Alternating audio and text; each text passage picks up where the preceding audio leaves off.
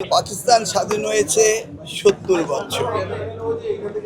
আমি এই স্টলগুলি ঘুরে মনে হলো সমগ্র পাকিস্তান আমি ঘুরে আসছি এবং তাদের যে শিক্ষায় যে ব্যাপক উন্নয়ন ঘটেছে আমি সত্যি ইমেজড। তাদের শিক্ষা ব্যবস্থা অনেক অনেক এগিয়ে গিয়েছে।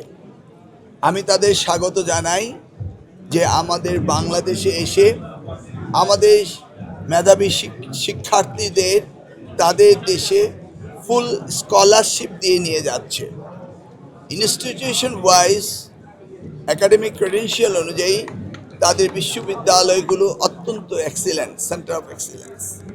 সেই জায়গায় আমাদের স্টুডেন্টরা যাবে, এই জন্য আমি তাদেরকে আন্তরিকভাবে মোবারকবাদ জানাই। এবং আমাদের সাথে পাকিস্তানের কালচারের মিল রয়েছে, খাবার দাবার রিলিজিয়াস মিল রয়েছে। অতএব আমাদের ছেলেমেয়েরা সেখানে গিয়ে সুন্দর থাকতে পারবে, এটা আমার বিশ্বাস রয়েছে।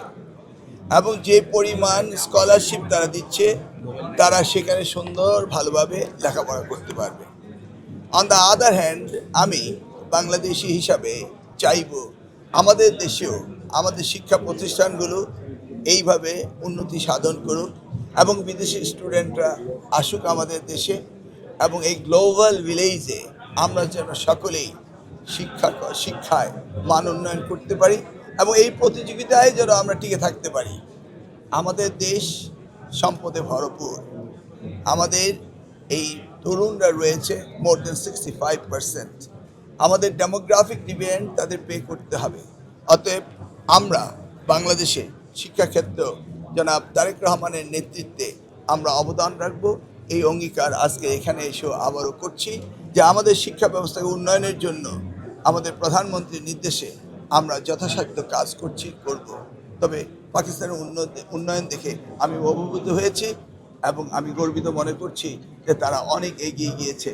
আর আমাদের অ্যাম্বাসেডর হিসাবে আমাদের যে শিক্ষার্থীরা পাকিস্তানে যাবে, তারা সেখানে গিয়ে আমাদের মান ইজ্জত রক্ষা করবে এবং সুন্দরভাবে লেখাপড়া শেষ করে আসবে এবং সারা বিশ্বে শিক্ষার মানদণ্ডে তারা নিজেকে স্বীয় স্থান অধিকার করবে। এটি আমার বাংলাদেশে জাতীয়তাবাদী দল জনাব তারেক রহমান নির্বাচিত প্রধানমন্ত্রী হওয়ার পরে দেশের সার্বিক পরিস্থিতি উন্নয়ন হচ্ছে। এইভাবে যদি উত্তর আমাদের দেশের সকল পরিস্থিতি উন্নতি হয়, তাহলে আমাদের দেশেও ভালো ভালো বিশ্ববিদ্যালয় রয়েছে, সেখানে বিদেশ থেকে আসবে। আমরা 80-র দশকে কিন্তু ঢাকা বিশ্ববিদ্যালয়ে পড়েছিলাম, সেই সময় ঢাকা বিশ্ববিদ্যালয়ে বিদেশি স্টুডেন্টরা পড়ত। আমি বলবো ব্রেইন ড্রেইন নয়, রিভার্স ব্রেইন ড্রেইন করতে হবে।